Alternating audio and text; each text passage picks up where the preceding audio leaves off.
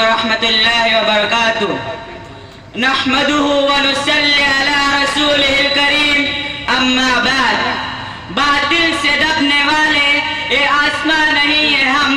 باطل سے دبنے والے اے آسمان نہیں ہے ہم 100 بار کر چکا ہے تو انتہا ہمارا محترم حضرات سامعین کرام آج کی اس قومی یادگار کے دن مجھے حکم ہے کہ میں مغرب کی اس عیار اور انسانی درندہ یعنی انگریز کی اصلی صورت کی کچھ جھلکیاں پیش کروں تاکہ ہم سب کو یہ معلوم ہو جائے کہ سفید قوم کس طرح ہمیں اسٹیج سے اتار کر کرسی اقتدار پر جا بیٹھی حضرات یہ تاریخ سن 1498 سے اس منحوس سال سے شروع ہوتی ہے جبکہ آج سے 500 سال پہلے سفید رنگ کے پہلے شخص نے سرزمین ہند پر قدم رکھا تھا 1498 کے بعد سے تاریخ مختلف ادوار میں گزرتی رہی اور 1947 کے اسی تاریخی سال پر ختم ہوتی ہے جس میں بر صغیر ہندوستان اور پاکستان 2 ملک میں تقسیم ہو جاتا ہے محترم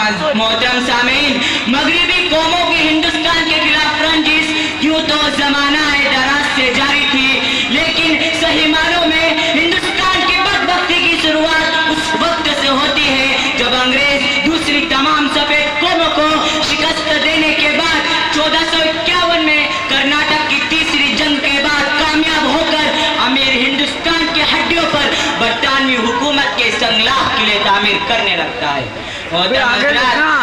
یوں تو دنیا میں سکندر اعظم چنگیز خان تیمور نیپولین اور دوسرے بڑے بڑے فاتح ہوئے ہیں جنہوں نے اپنی غیر معمولی سپاہانہ طاقت کے بل پر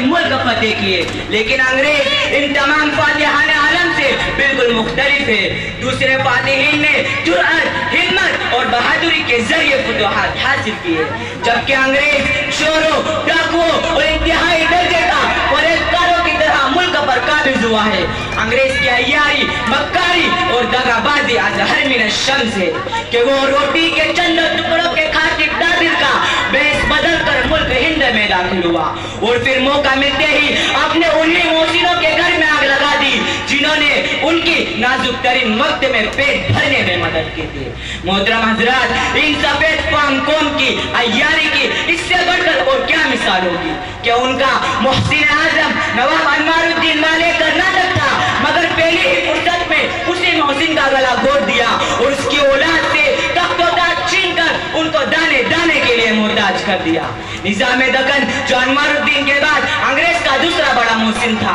لیکن تاریخ داں جانتے ہیں کہ اقتدار میں آتے ہی نظام کو بری طریقے سے کچل کر انگریز نے رکھ دیا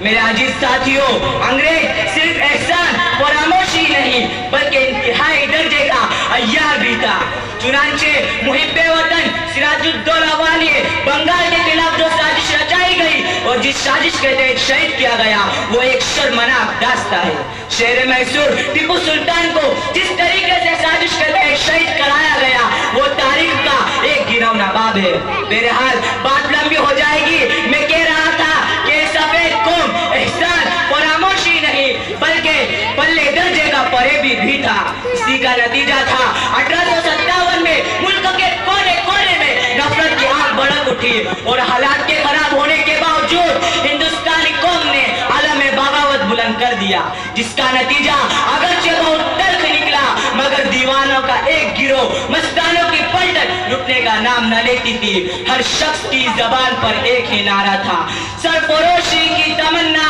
اب ہمارے دل میں ہے دیکھنا ہے زور کتنا بازوئے قاتل میں ہے وقت آنے دے بتا دیں گے تجھے آسماں ہم ابھی سے کیا بتائیں کیا ہمارے دل میں ہے محترم حضرات انہی جذبات کا اثر تھا کہ انگریز سوچنے پر مجبور ہوا اور پرانا شکاری نیا جال لے کر سامنے آتا ہے ایک طرف تو ملک کو عیسائی بنانے کے لیے پادریوں کی پلٹن بلائی جاتی ہے تو دوسری طرف کچھ اصطلاحات دے کر اس غیور قوم کو ٹھنڈا کرنے کی کوشش کی جاتی ہے انگریزی لوگ ڈیوائیڈ اینڈ رول کو ہندوستانیوں نے پورا کامیاب کر کے دکھلایا 1947 میں جب دل پر پتھر رکھ کر انگریز کو یہ ملک چھوڑنا پڑا تو اس سے پہلے سن 1946 اور 1947 دونوں سالوں میں کیا کچھ ہوا یہ تو ابھی کل کی بات ہے جس کو سنانے والے ابھی بڑی تعداد میں موجود ہیں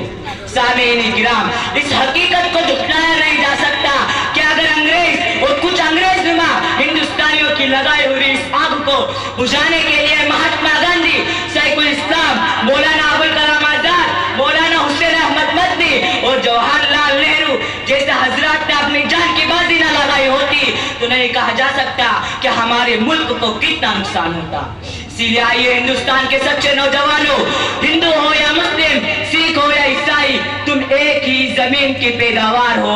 एक ही खमीर से ये माजून मुरक्कब तैयार हुआ है। तुम हिंदू हो तब भी भारतीय हो, मुसलमान हो तब भी भारतीय हो, सिख और पारसी होकर भी तुम इस अटूट रिश्ते को तोड़ नहीं सकते। मेरा आज के दिन का यही पैगाम है, यही मुल्क के साथ वफादारी है, यही हमारी और हमारी आरजू है।